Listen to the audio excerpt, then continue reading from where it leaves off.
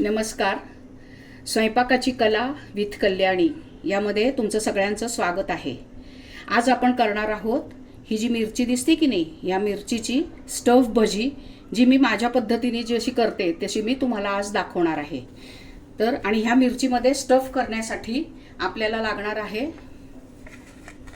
हा उकडलेला बटाटा. आणि हा बटाटा आपल्याला परतून घेण्यासाठी बटाट्यामध्ये घालण्यासाठी आलं, लसूण आणि मिरचीची पेस्ट आहे. कढीपत्ता बारीक चिरून घेतलेला आहे, बारीक चिरलेली कोथिंबीर आहे आणि धणे आणि जिरे हे थोडेसे ओबडधोबड मी परतून घेतलेले आहेत. आणि ही मिरची तळण्यासाठी याच्यामध्ये मी चणा डाळीचं पीठ आणि थोडंसं 2 चमचे तांदूळाचं पीठ घातलेलं आहे. तर ते सुद्धा मिक्स करताना किंवा ते कालवताना कसं करायचं तेही मी तुम्हाला थोड्या वेळातच दाखवते. आता सगळ्यात पहिल्यांदा काय करायचं आहे, ह्या मिरचीमध्ये आपल्याला स्टफ म्हणजे ते भरायचं आहे की नाही आपल्याला. मग त्याच्यासाठी ही मिरची थोडीशी आपल्याला कट करायची. तर इकडून एक असा आडवा कट द्यायचा थोडासा आणि असा उभा कट थोडासा द्यायचा.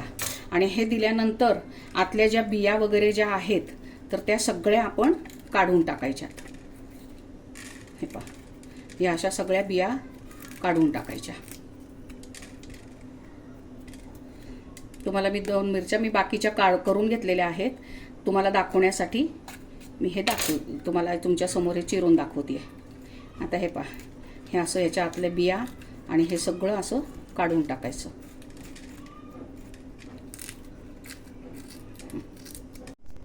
आता पहा, ह्या मिरच्या आपण सगळ्या कट करून अशा आतून घेतलेल्या आहेत.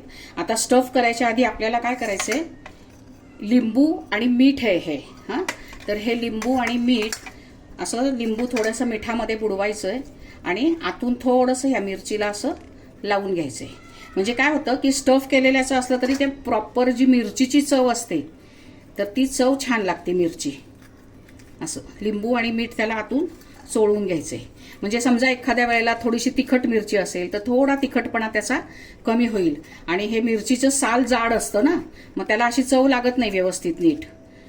कारण आपण जे स्टफिंग आतमध्ये भरणार आहे स्टफिंगला चव असते, पण ह्या मिरचीच्या ह्याला चव नसते. त्याला छान चव येते म्हणून त्याला आपण हे असं लिंबू आणि मीठ असं चोळून घेणार आहे. आता आपण स्टफिंग, त्या मिरचीमध्ये जे स्टफिंग आपल्याला भरायचं आहे तर त्याच्यासाठी आपण आता स्टफिंग परतवून घेऊया. आता त्या स्टफिंगसाठी आपल्याला लागणार आहे उकडलेला बटाटा मॅश करून घेतलेला,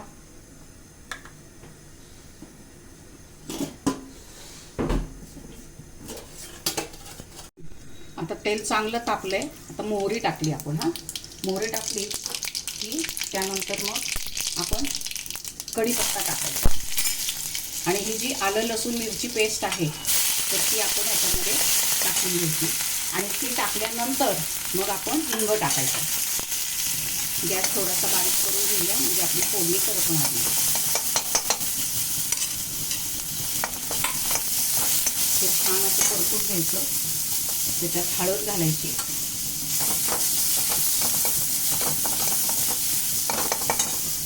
आणि त्याच्यामध्ये जिरे आणि धणे असे थोडेसं भरड काढून घेतलेलं आहे तेही टाकायचं. त्याने काय होतं, धणे दाताखाली आले की खूप छान लागतं. आणि थोडंसं जरा लिंबू पिळून घ्यायचं.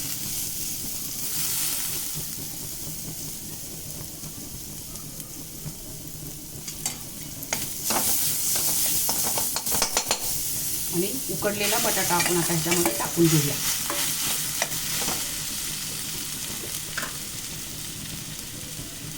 मीठ चवीनुसार.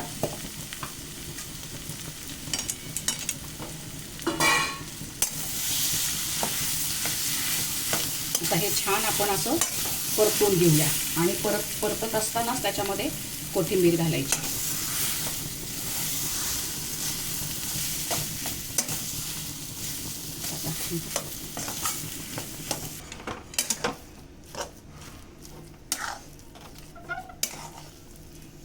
हे पहा, हे असं छान परतून घ्यायचं.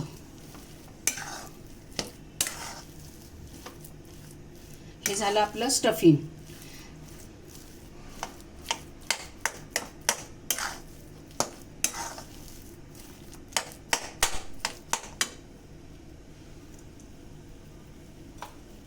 कोथिंबीर मी जरा भरपूरच वापरत असते, पण मला कोथिंबीर भरपूर वापरायला खूप आवडतं.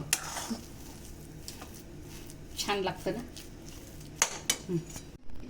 चला आता आपण ह्या मिरच्यांमध्ये स्टफिंग भरू. आपलं स्टफिंगही तयार आहे.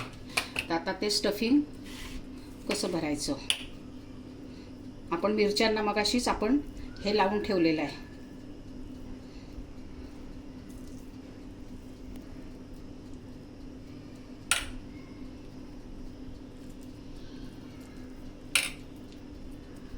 हे काय, हे असं स्टफिंग आपण भरून घ्यायचं.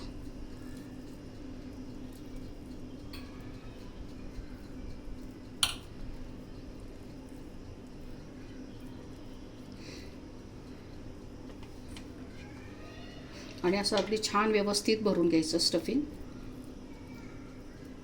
अगदी वरपर्यंत खाली.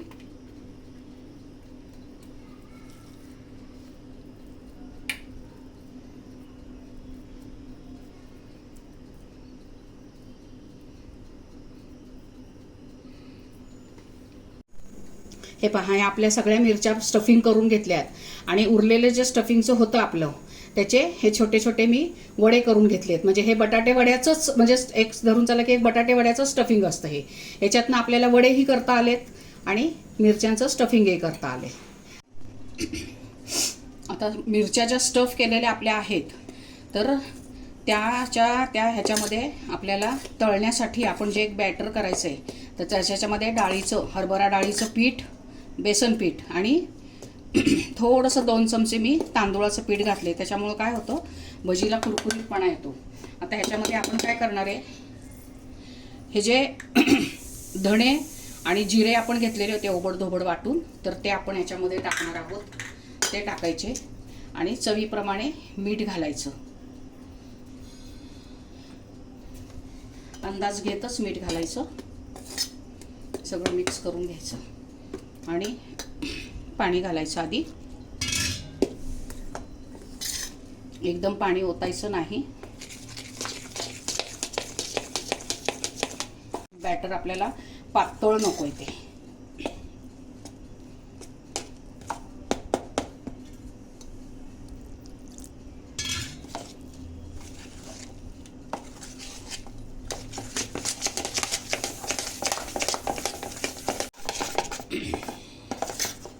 हे असं बॅटरची कन्सिस्टन्सी पाहावी आहे आपल्याला. एकदम पातळ पण नाही आणि एकदम घट्ट पण नाही. आणि हे असं सगळं मिक्स करून घेतल्यानंतर 8 ते 10 मिनिटं असं फिरवत राहायचं.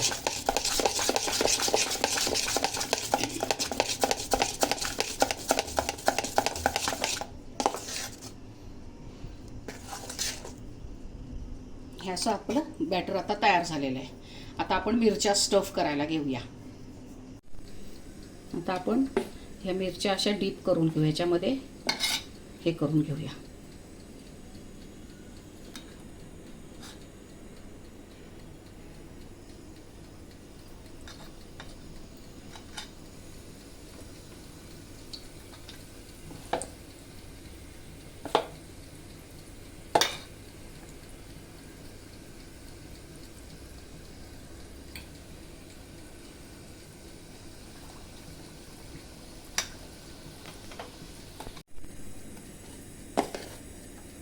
आता हे छान असं मिरची त्याच्यामध्ये डीप करून घ्यायची.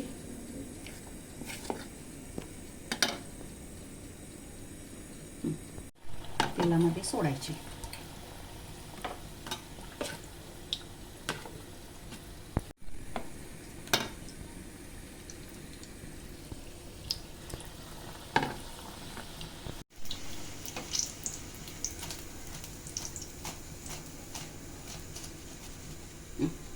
आता बघा आपल्या ह्या मिरची तयार झालेली आहे.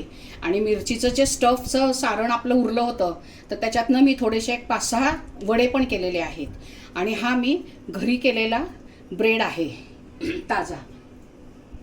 तर ह्या ब्रेडची सुद्धा रेसिपी त्याची लिंक मी डिस्क्रिप्शन बॉक्समध्ये अपलोड केलेली आहे. याचा व्हिडिओ ऑलरेडी मी अपलोड केलेला आहे.